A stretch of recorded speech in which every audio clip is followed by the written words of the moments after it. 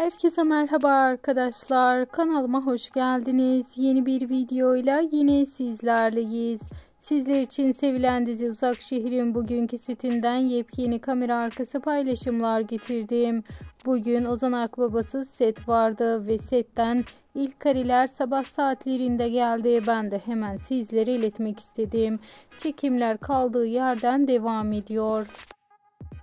Uzak Şehir'de daha neler olacak hepsini birer birer sizlerle paylaşacağız arkadaşlar. Oyuncularımızın günlük paylaşımları, setten yaptıkları eğlenceli kareler ve yepyeni görüntüler her an kanalımızda paylaşılıyor. Eğer sizler de bir Uzak Şehir hayranıysanız ve herkesten önce tüm haberlerden haberdar olmak istiyorsanız kanalımı takipte kalmayı, bildirim zilini açık tutmayı unutmayın. Şimdilik ise benden bu kadar. Hoşça kalın.